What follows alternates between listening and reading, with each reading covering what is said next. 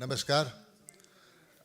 आज हमारे national spokesperson Gaurav Bhatia जी एक बहुत ही सेंसिटिव और बहुत ही टेक्निकल चीज़ आप लोग के सामने लेके आए हैं, तो मैं रिक्वेस्ट करूंगा गौरव जी से कि गौरव जी इसको बताएं।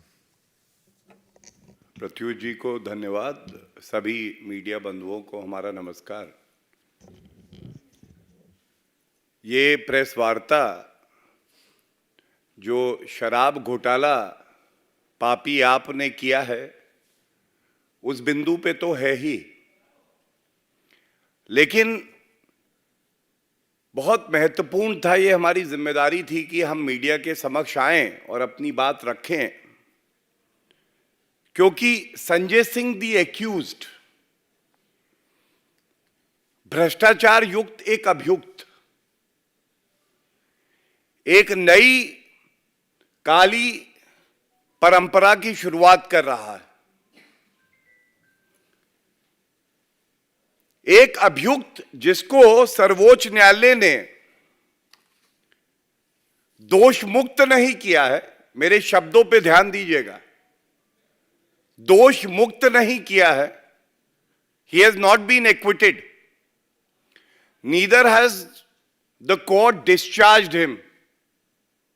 He has only been granted bail. इस अभियुक्त को एक्विटल नहीं मिला है, इस आरोपी को डिस्चार्ज नहीं किया है न्यायालय ने। यह अभी भी एक आरोपी है, जैसे कट्टर बेईमान अरविंद केजरीवाल, कट्टर बेईमान मनीष सिसोदिया, वैसे यह भी कट्टर बेईमान आरोपी है। और सर्वोच्च न्यायालय का आदेश मैं लेके आया हूं। मैं इतना ही कहूंगा, बड़ी जिम्मेदारी से वरिष्ठ अधिवक्ता होने के नाते भी, जैसा मैंने कहा, यह बेल मिली और सर्वोच्च न्यायालय ने कुछ कंडीशंस लगा के ये जो भ्रष्टाचार युक्त अभियुक्त संजय सिंह हैं, इनको बेल दी। ये कंडीशंस क्या थी? सबसे पहले तो मैं बता दूं कि जांच एजेंसी ने इन ऑल फेयरनेस ये न्यायालय पर छोड़ दिया कि वो क्या फैसला लेते हैं, क्योंकि कस्टडी की आवश्यकता आगे नहीं थी। और ये बात आदेश के पहले जो पृष्ठ है उस पर आई है, लेकिन जो बातें अब मैं आपसे कहने जा रहा हूं ये बड़ी महत्वपूर्ण है। संजय सिंह को बेल मिली और सर्वोच्च न्यायालय ने क्या कहा, मैं वो लाइन पढ़ के उसका हिंदी अनुवाद करूंगा। Learned counsel for the appellant states that the appellant Sanjay Singh will not make any comment with regard to his role in the present case. जो आरोपी हैं संजय सिंह, उनके अधिवक्ता ने कहा न्यायालय में कि अगर इनको बेल मिलती है तो बेल मिलने के बाद ये अपने रोल के बारे में जो ये केस है शराब घोटाले का, इस पे कोई टिप्पणी नहीं करेंगे। मैंने उनका साक्षात्कार कई न्यूज चैनल्स पर सुना और बड़ी जिम्मेदारी से मैं ये कहता हूं, ये जो पहली कंडीशन लगाई थी सर्वोच्च न्यायालय ने, इस कंडीशन को वायलेट किया है आरोपी संजय सिंह ने। बाकी तथ्य तो आपके समक्ष आ ही जाएंगे, क्योंकि साक्षात्कार चल रहे हैं सभी चैनल पे। पर दो तीन बातें जो हम आपके सामने बड़ी प्रमुखता से और जिम्मेदारी से रखते हैं, इस पे ध्यान दीजिएगा। एक गवाह की बात करते हुए संजय सिंह कहते हैं कि यह गवाह मेरा जिक्र नहीं लेता, मेरा जिक्र नहीं लेता। लेकिन न्यायालय ने तो कहा था कि आप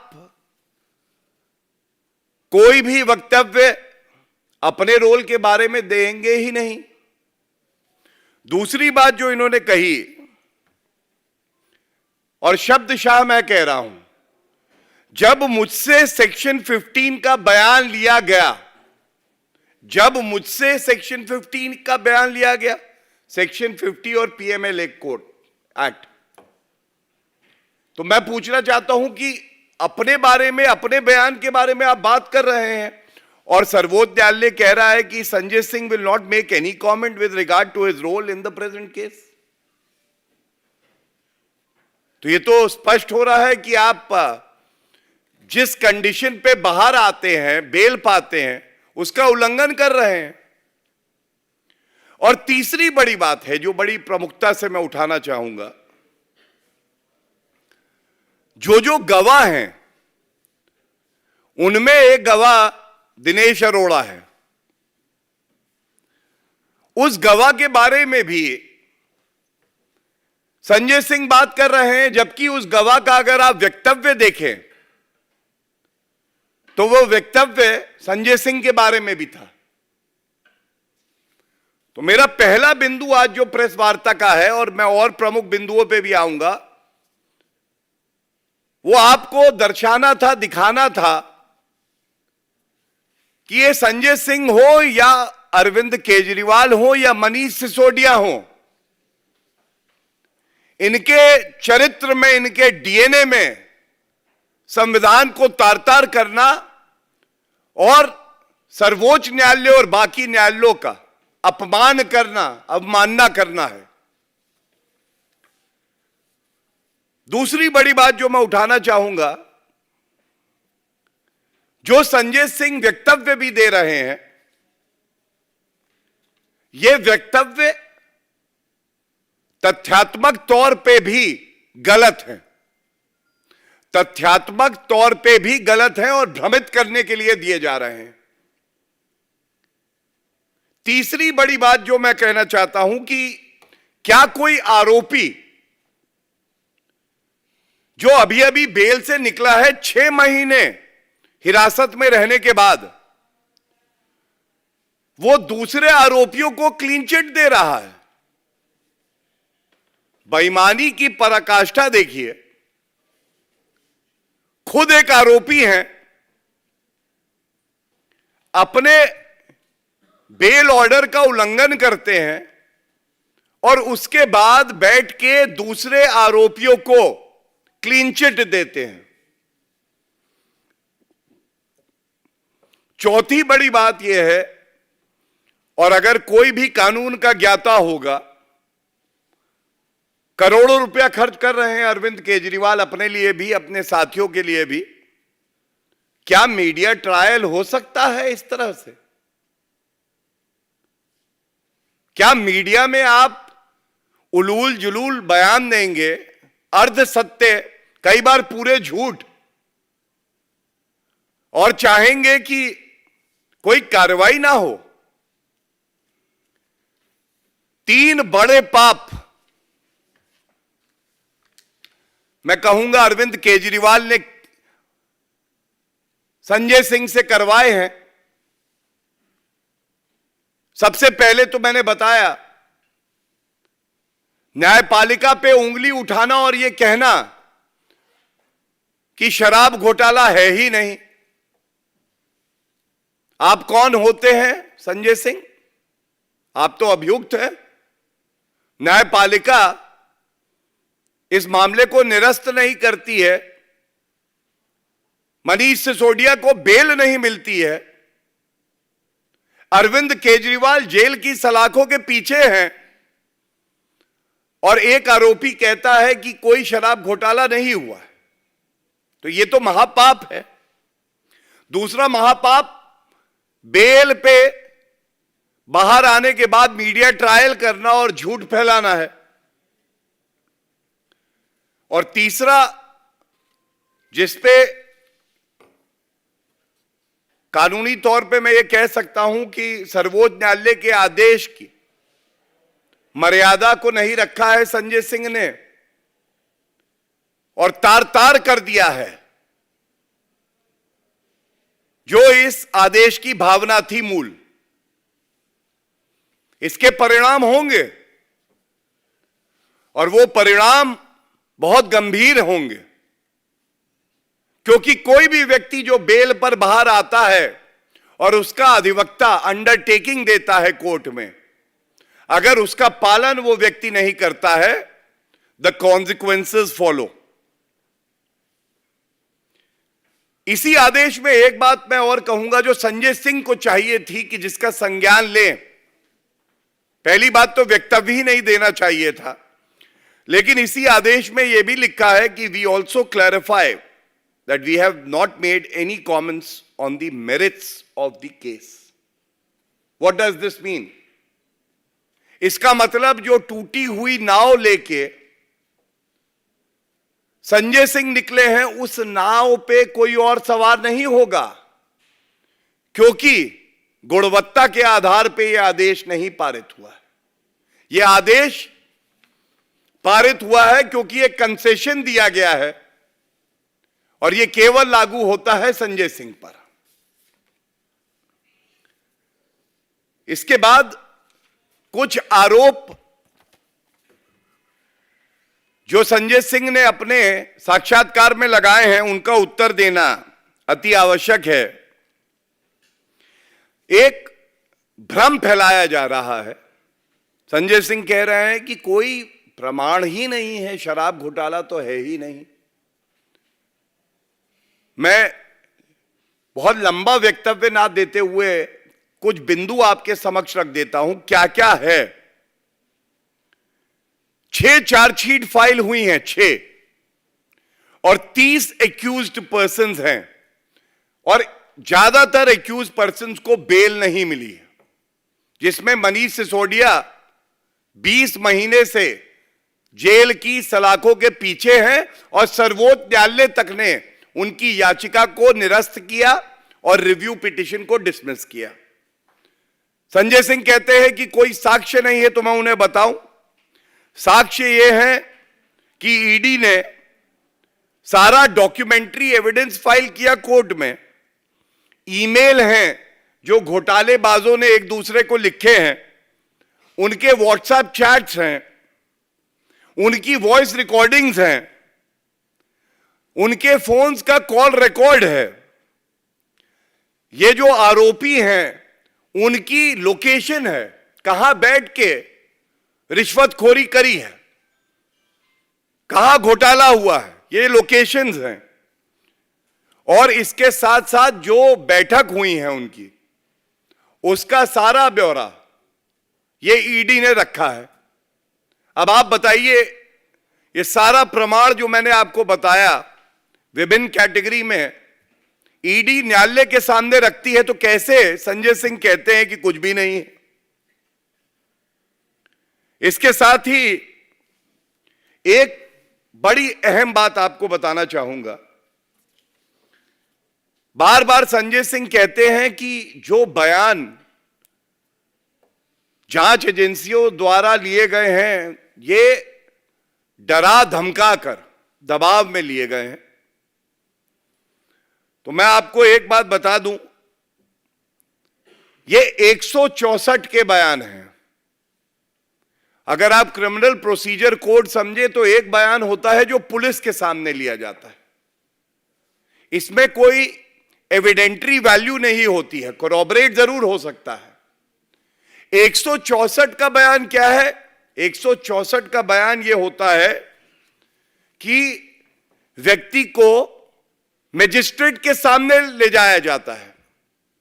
मजिस्ट्रेट कहता है कि इस व्यक्ति के अलावा कोई इस कमरे में नहीं रहेगा। उसके बाद उससे बातचीत करता है, उससे एक सवाल पूछा जाता है, क्या आपको किसी ने डराया है, धमकाया है, दबाव बनाया है, या आप अपनी मर्जी से यह बयान दे रहे हैं? और 164 का जो बयान होता है, कानून की नजरों में इसकी बहुत अहमियत होती है, क्योंकि तमाम बार ऐसा होता है कि अगर किसी व्यक्ति पे दबाव भी बनाया हो तो मजिस्ट्रेट के सामने वो कहता है कि मुझ पे दबाव है, ये बयान मैं नहीं देना चाहता, और वो बयान नहीं होता। लेकिन यहां पर ये जो बयान दर्ज हुए हैं, जिनका जिक्र संजय सिंह कर रहे हैं, ये जो व्यक्ति हैं जिन्होंने ये बयान दिया है, अप्रूवर भी हैं उसमें, उन्होंने कहा कि स्वेच्छा से, बिना दबाव के हम ये बयान दे रहे हैं। और जो मजिस्ट्रेट है जिसके सामने ये बयान होता है, उसने जब सुनिश्चित कर लिया कि ये बयान स्वेच्छा से है, उसके बाद ये बयान रिकॉर्ड हुए। और सबसे बड़ी बात जो 164 के बयान की है, कानूनी तौर पे मैं आपको बता रहा हूं, it is admissible in law. आप इसको प्रमाण मान सकते हैं। यह बड़ी बात है 164 के बयान की। तो ये जो दूसरा भ्रम फैलाया है, मैंने इसीलिए आपके समक्ष में ये तथ्य रखे, क्योंकि ये चाहते हैं हर जगह फैला दो रायता, क्योंकि कोई नहीं कर रहा इनकी सहायता। ये जानते हैं चोरी की है, हथकड़ी लगी है, अभी पाई पाई वसूली जाएगी।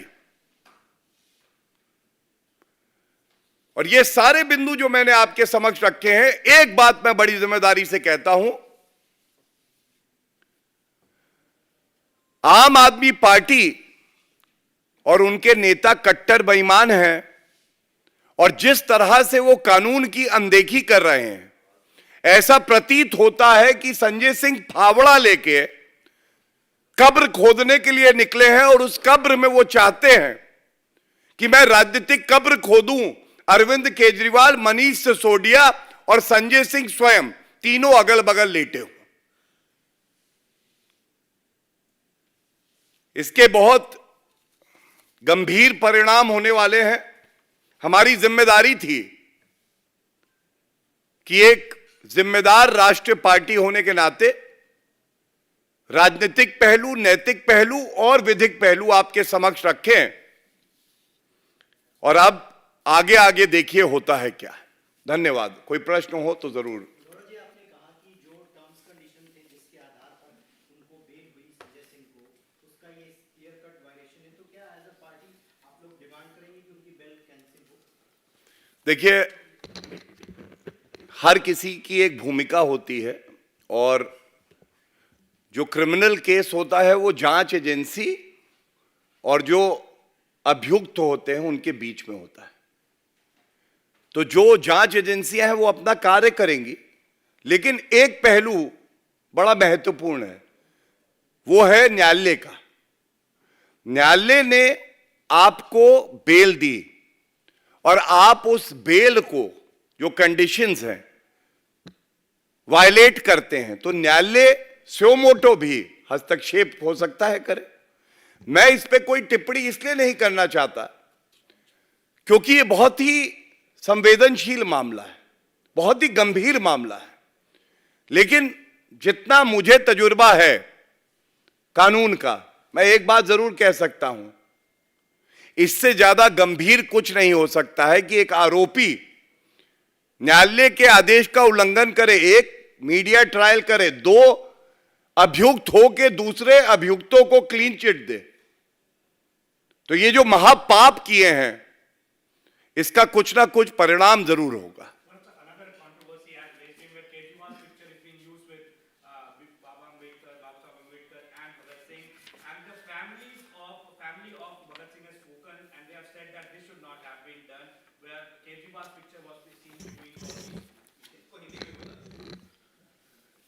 मैं समझता हूं कि जब आप महापुरुषों को अपनी ओछी, गंदी, घटिया, भ्रष्टाचारी राजनीति में एक सेतु बना के उनका फायदा उठाने का प्रयास करते हैं, तो यही होता है।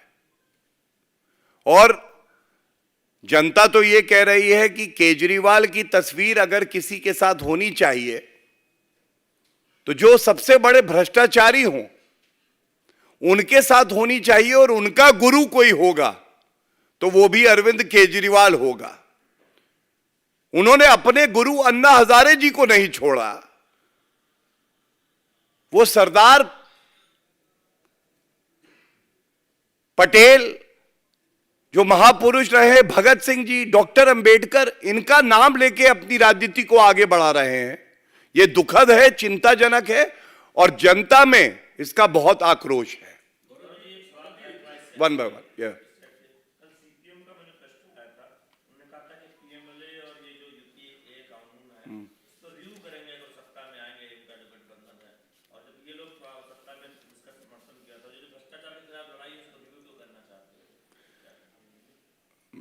हमेशा से भारतीय जनता पार्टी ये कहती है, स्वयं आदरणीय प्रधानमंत्री श्री नरेंद्र मोदी जी ने कल एक रैली में कहा,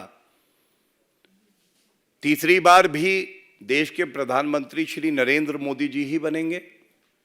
भ्रष्टाचार के खिलाफ जो लड़ाई है ये और पुरजोर तरीके से लड़ी जाएगी और इसीलिए ये जो भ्रष्टाचारियों का एक ठगबंधन है ये डरा हुआ है, कांप रहा है।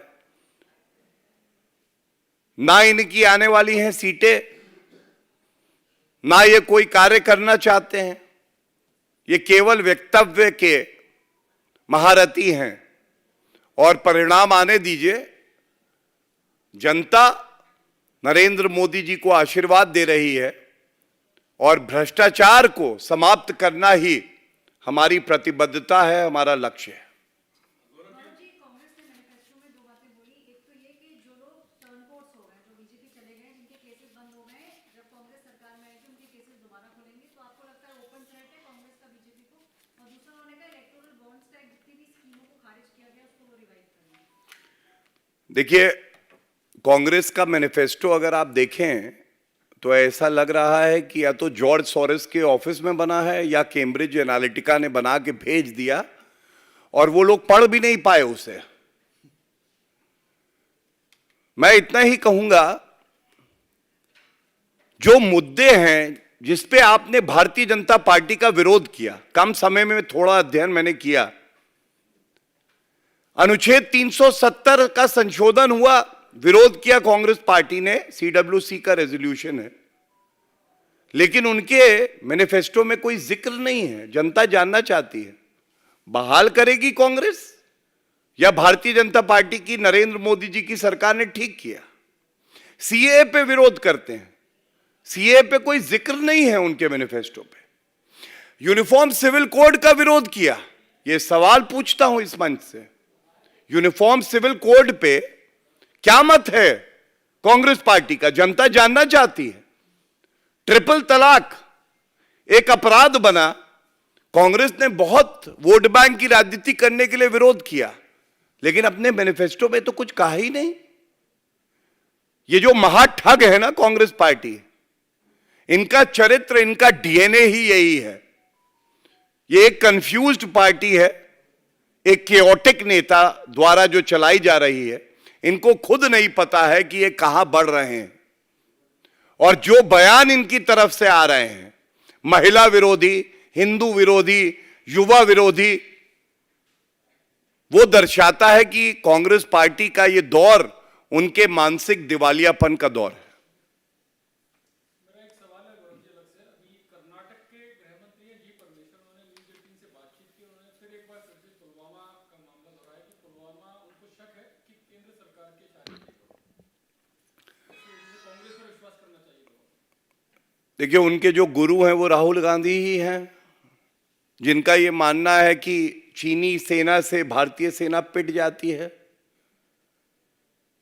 पुलवामा हुआ, देश एकजुट हो गया, उसके बाद बालाकोट एयर स्ट्राइक हुई, घुस के ठोका, बताया कि हमारी वीर सेना की ताकत क्या है और हमारे मजबूत जो प्रधानमंत्री हैं उनकी इच्छा शक्ति क्या है। दूसरी तरफ ये जहरीली सोच जो देश को बांट रही है और राष्ट्रीय सुरक्षा के मुद्दों पर भी ये भारत की जनता, भारत की सेना और भारत की सरकार के साथ खड़ी नहीं हो पाती है। मैं यही कहूंगा, इससे ज्यादा दुर्भाग्यपूर्ण कुछ नहीं हो सकता। Thank you everyone.